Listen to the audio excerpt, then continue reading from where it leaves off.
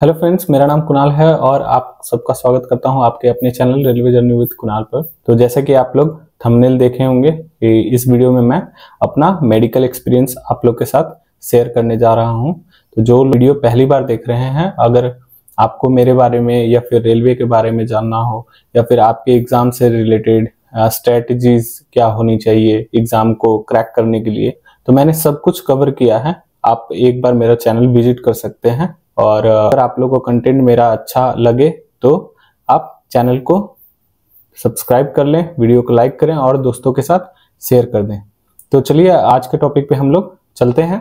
तो आज का टॉपिक जैसे थंबनेल में आपको पहले भी बता चुका हूं कि मेरा मेडिकल का एक्सपीरियंस क्या था, कैसे हुआ था, क्या क्या प्रोसेस हुए थे, तो कितने दिन में हुआ था।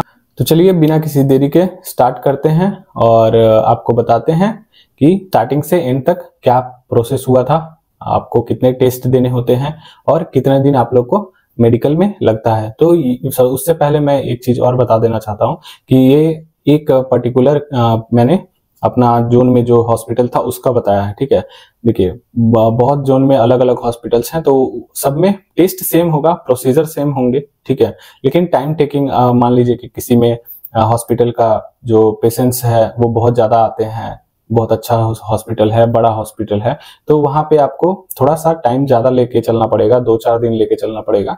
ठीक है, और जहां पे मतलब छोटा यूनिट है तो वहां पे कम पेशेंट आते हैं, तो डॉक्टर लोग भी फ्री रहते हैं, तो वहां पे उस अकॉर्डिंग आपका मेडिकल हो जाता है, एक या 2 दिन में आपका क्लियर हो जाता है। ठीक है, तो सबसे पहले आपका जो CBT 1 और CBT 2 आप क्वालिफाई करते हैं, उसके बाद आपको मेडिकल उसके बाद आपको DV के लिए कॉल आता है, मतलब कि डॉक्यूमेंट वेरिफिकेशन के लिए आपको कॉल आता है। कॉल इन द सेंस कि एडमिट कार्ड इशू होता है RRB के द्वारा। ठीक है, तो आपका RRB ने एडमिट कार्ड इशू कर दिया, उसके बाद जिस डेट और मेंशन होता है DV का, तो उस दिन आपको सारे डॉक्यूमेंट्स लेके और आपको वहां पे जिस RRB पे आपने फॉर्म फिलअप किया है तो उसके जो ऑफिस है RRB का, वहां पे आपको जाना है और अपना डॉक्यूमेंट वेरिफिकेशन करवाना है। ठीक है, तो डॉक्यूमेंट वेरिफिकेशन अगर इसमें इंक्लूड करेंगे तो थोड़ा बहुत ज्यादा लंबा हो जाएगा, तो मैं स्किप कर देता हूँ उतना और किसी और वीडियो में कवर कर लूंगा डॉक्यूमेंट वेरिफिकेशन में क्या क्या आपको चाहिए होता है और क्या क्या ले जाना चाहिए। तो DV के लिए मैं एक सेपरेट बता दूंगा आपको, तो ये वीडियो मैं सिर्फ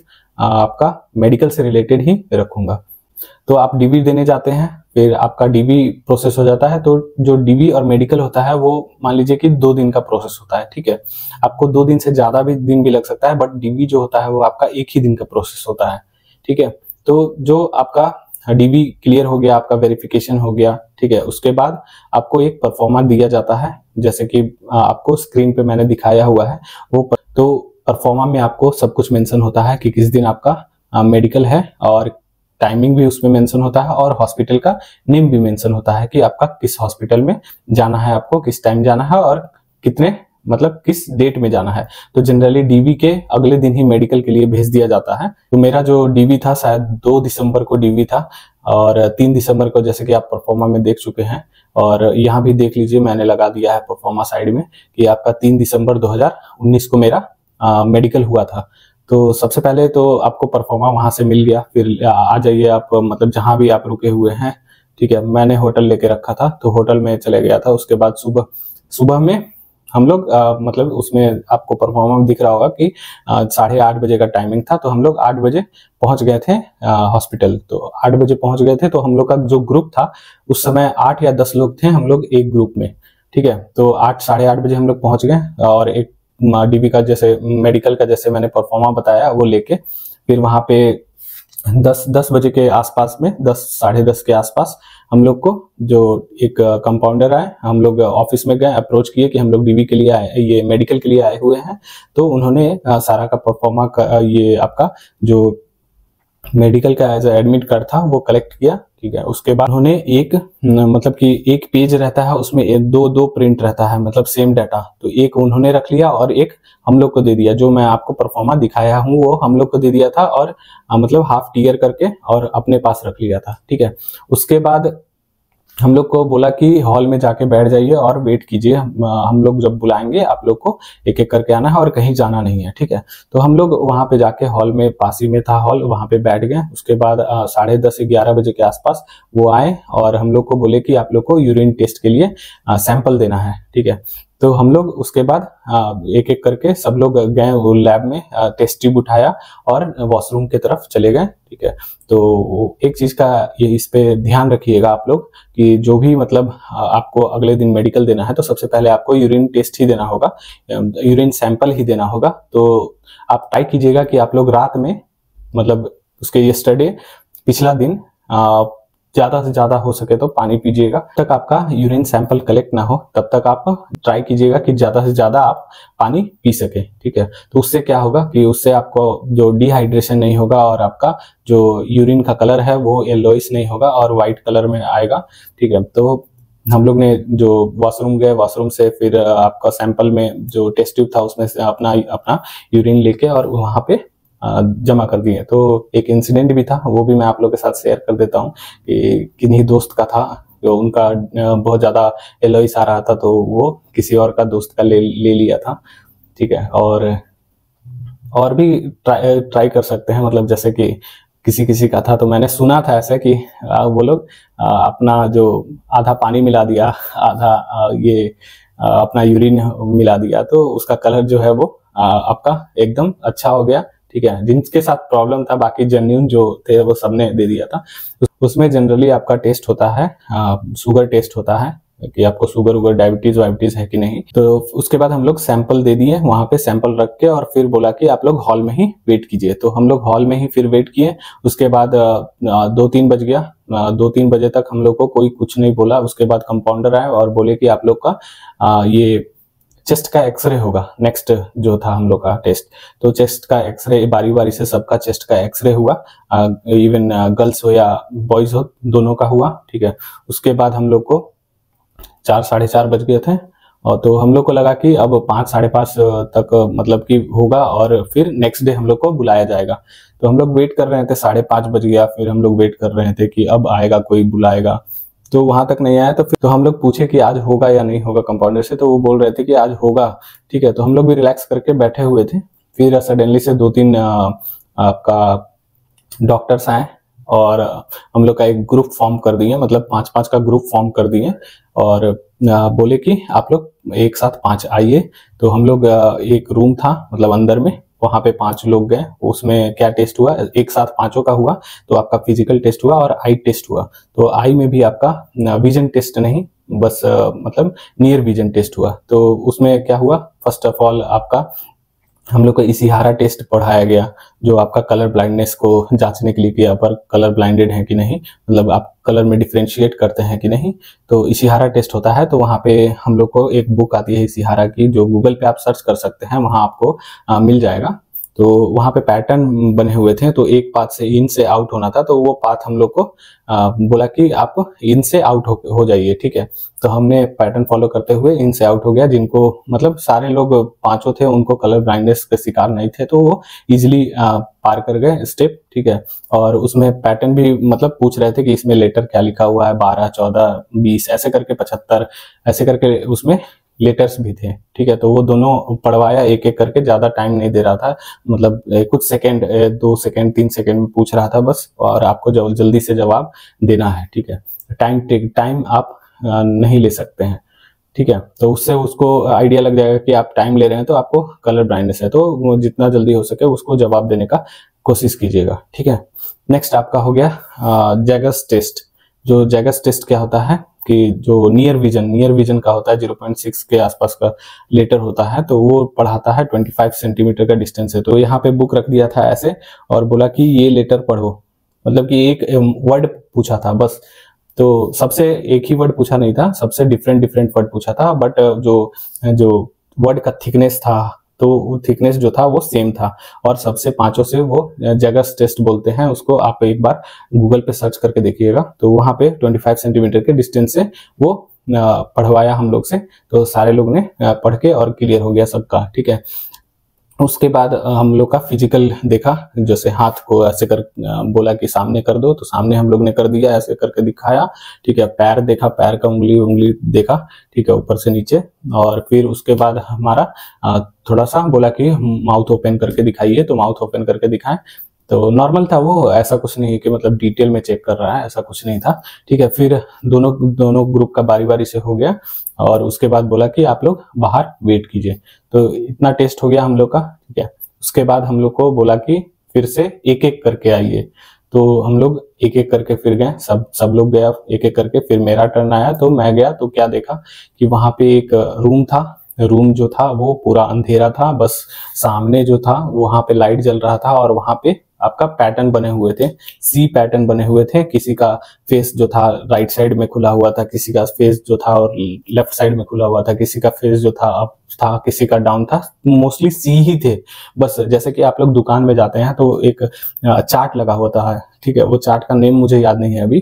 तो चार्ट जो होता है उसमें बड़े लेटर्स पहले होते हैं, फिर जैसे जैसे आप नीचे चलते आएंगे तो लेटर जो होते हैं वो छोटे होते जाते हैं। तो वैसे ही था, बट वहां पे सिर्फ सी था, ठीक है। सी का फेस था, left right up and down, ठीक है, यही था। और ऊपर से नीचे तक सी जो था वो साइज में छोटा होते जा रहा था, और ऐसा लग रहा था वहां पे बस और कुछ नहीं दिख रहा था। सी में बस एक बल्ब जल रहा था, ठीक है, मान लीजिए एलईडी जल रहा होगा, और सी बहुत अच्छे क्लियर दिख रहा था, मतलब दोनों आंखों से फोकस करने पे, ठीक है। और वो लग रहा था कि बहुत पुराना बना हुआ है, जैसे कि मतलब अंग्रेजों के जमाने का बना हुआ है। तो हर एक मतलब हॉस्पिटल में सेम नहीं होगा, हर एक हॉस्पिटल में अलग अलग होगा, ठीक है। तो उसके लिए चिंता नहीं करना है। तो हम लोग को मेरे को बोला कि आप वहां पे खड़े हो जाइए। तो लगभग हमको लगता है कि 6-7 मीटर का डिस्टेंस होगा, 6 मीटर मान लीजिए, 6 मीटर का डिस्टेंस होगा। फिर एक बोला कि खड़े हो जाइए, तो मैं खड़ा हो गया। उसके बाद बोला कि एक कंपाउंडर था, वो आया, एक चश्मा पहना दिया, चश्मा पहना के एक आंख में ब्लाइंड डाल दिया। ब्लाइंड क्या होता है कि एक सर्कल होता है और उसमें ब्लैक पेंटेड होता है, मान लीजिए चश्मा ब्लैक पेंटेड, ठीक है। तो उसमें पारदर्शी नहीं होता है, मतलब ट्रांसपेरेंट नहीं होता है, आप कुछ देख नहीं सकते, उसको ब्लाइंड बोलते हैं, ठीक है। तो आप लोग ने मतलब जिसको चश्मा लगा हुआ है वो कभी टेस्ट के लिए गए होंगे दुकान में या फिर किसी आई कंसल्टेंट के पास, तो वहां पे ब्लाइंड लगा के चेक करता है। तो वही सेम चीज वहां पे भी हुआ था। तो दोनों आंख से फोकस करके नहीं पढ़वाता है, एक आंख आपको ब्लाइंड फोल्ड कर देगा, ठीक है, और एक आंख से फोकस करके वो बस एक लेटर पूछेगा, जो लेटर आपको पूछेगा उसी का बताना है। तो उन्होंने पूछा कि ये लेटर है, इसका सी का फेस किधर है, ठीक है। मैंने पहले भी बताया कि सी का वहां पे फेस था, ये लेफ्ट राइट अप डाउन, तो उन्होंने बताया ये सी का फेस किधर है, ठीक है। दो क्वेश्चन पूछा था, फिर दूसरा पूछा कि ये सी का फेस किधर है, ठीक है। बस इतना पूछा, उसके बाद बोला कि ठीक है, बस इतना ही पूछा। उसके बाद कंपाउंडर ने ये जो ब्लाइंड था वो चेंज करके इस आई में डाल दिया, और ये आई को ओपन रखा। और फिर से जो क्वेश्चन था डॉक्टर का वही सेम टू सेम क्वेश्चन था कि आप अब बताओ कि ये सी का फेस किधर है और इस सी का फेस किधर है।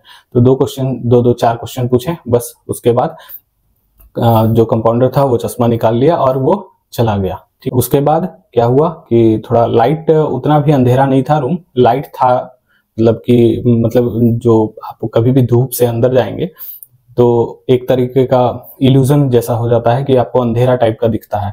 तो रहते रहते आपको थोड़ा सा उजाला, मतलब लाइट नजर आने लगता है। डॉक्टर को भी आप देख सकते हैं, आपको डॉक्टर अच्छे तरीके से दिखता है, ठीक है।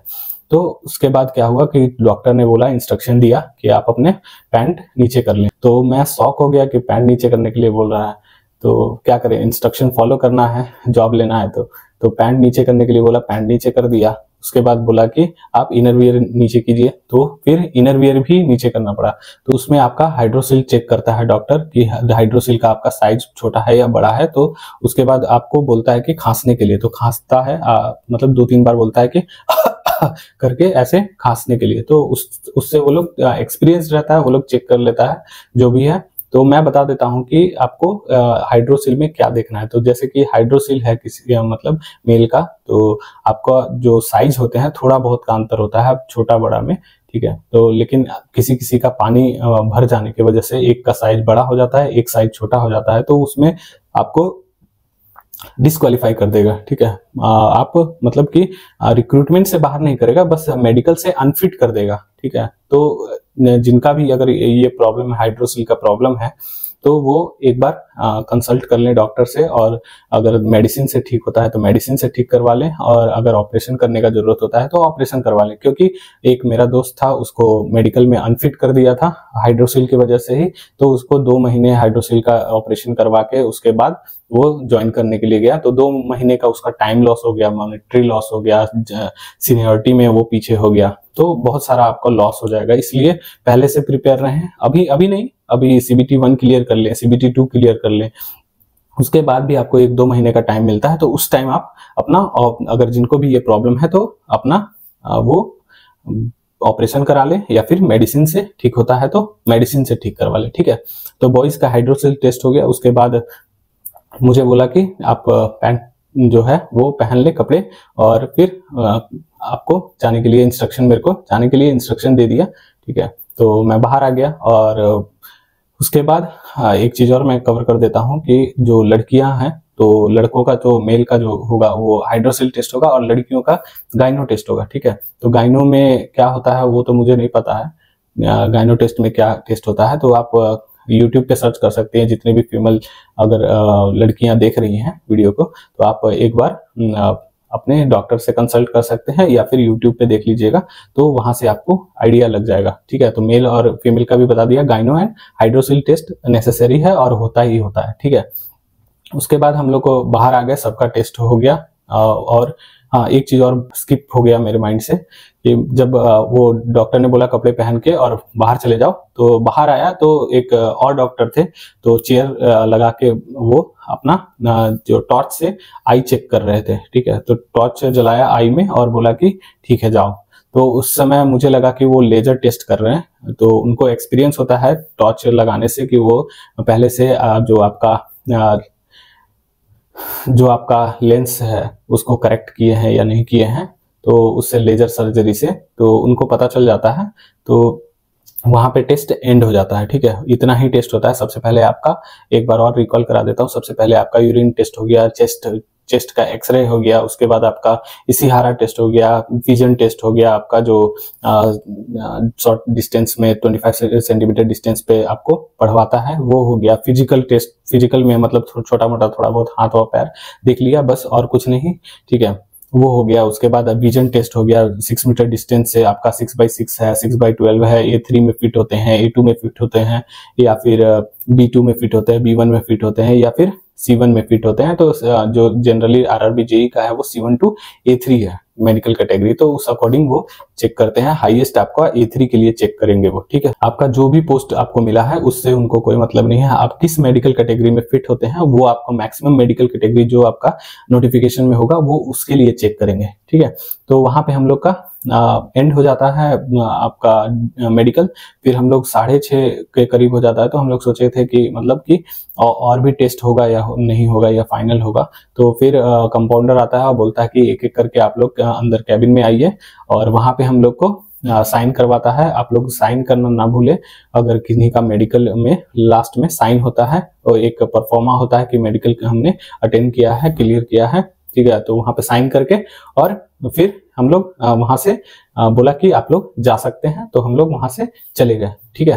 तो ये तो हो गया मेरा, बट जो ग्रुप था मेरा वो 10 का ग्रुप था। तो एक लड़की ने चश्मा पहन रखा था, एक ही लड़की थी, लड़की ने चश्मा पहन रखा था। और मतलब जो भी लड़के भी अगर चश्मा पहन रहे हैं तो BR सिंह हॉस्पिटल हो गया, ऑर्थोपेडिक हावड़ा हो गया, तो उसमें एक चीज आप ध्यान रखेंगे कि जो 2 डायोप्टर से है, तो 2 डायोप्टर से आपका अगर ज्यादा है पावर, तो उसके लिए 1-2 दिन एक्स्ट्रा भी लग जाएगा, क्योंकि वो लोग आप लोग बनवा के जाएंगे लोकल डॉक्टर से, कहीं से भी बनवा के जाएंगे, तो वो ऑथेंटिकेट नहीं करते हैं, और वो रिकमेंड करते हैं कि आप यहाँ पे जाइए और वहां से बनवा के ले आइए, तभी हम इसको सर्टिफाई करेंगे, ठीक है। तो तभी हम ये मानेंगे कि आपका जो पावर है वो करेक्ट है, ठीक है। तो वो लड़की को तो बोल दिया था कि जाने के लिए, हम लोग का पूरा ग्रुप को बोल दिया था जाने के लिए, बट वो लड़की का जो पावर था वो +2 से ज्यादा था। तो उस लड़की ने बिहार की ही थी, तो टिकट ले लिया था रात के 9 9:30 का ट्रेन था। तो वो ट्रेन पे चली गई थी और हम लोग अपना अपना जहां से आया था वहां चले गए थे। तो बट उसको फिर कंपाउंडर कॉल करता है और बोलता है कि आपको फिर से कल आना पड़ेगा, क्योंकि उसका 2 डायोप्टर से ज्यादा था जो लेंस का पावर, इसलिए क्योंकि वो A3 मेडिकल कैटेगरी में फिट नहीं हो रही थी, इसलिए उनको मेडिकल कैटेगरी चेंज करके देगा। ठीक है, तो उसको फिर से कॉल किया और बोला कि आप कल आइए। लेकिन लड़की जो थी वो चली गई थी और ट्रेन में बैठ के 1 आध घंटे सफर भी कर ली थी, बट फिर से उनको वापस आना पड़ा और फिर से मेडिकल देना पड़ा। ठीक है, तो चश्मा जो भी लगाए हैं वो उनका पहले A3 में कैटेगरी में टेस्ट होगा, जो मैक्सिमम कैटेगरी है नोटिफिकेशन का। फिर आपको चश्मा के अकॉर्डिंग जितना भी पावर है, जिस मेडिकल कैटेगरी में आप फॉल करते हैं, उस मेडिकल कैटेगरी में आपको फिट किया जाएगा। ठीक है, तो और कुछ ज्यादा नहीं होता है, आप लोग उतना टेंशन नहीं लीजिए। मेडिकल जो रेलवे का होता है बहुत नॉर्मल होता है और कहीं भी कुछ नहीं देखा जाता है, बॉडी पार्ट्स और कोई नहीं देखा जाता है। ठीक है, और अगर मेडिकल में आप मान लीजिए कि A3 में फेल भी हो गए तो B2 में पास होंगे, B3 में पास होंगे या फिर C1 में पास होंगे। तो होप सो आप लोग को वीडियो अच्छा लगा हो और मेडिकल के बारे में आप लोग का सारा डाउट क्लियर हो गया हो। इसके अलावा भी आप लोग का कुछ डाउट होगा तो कमेंट कीजिएगा, मैं कमेंट का जवाब देने का कोशिश करता हूँ।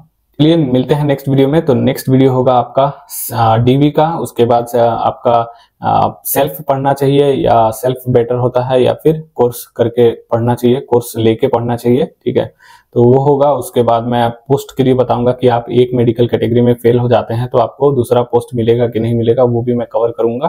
ठीक है, और ये भी कवर करूंगा कि CBT1 में कितने पोस्ट के लिए क्वालिफाई करेंगे तो CBT2 कितना पोस्ट के लिए दे पाएंगे। तो ये सब मैं अगले कुछ दिनों में कवर करूंगा। ठीक है, तो चलिए मिलते हैं नेक्स्ट वीडियो में, तब तक के लिए जय हिंद, जय भारत, थैंक यू।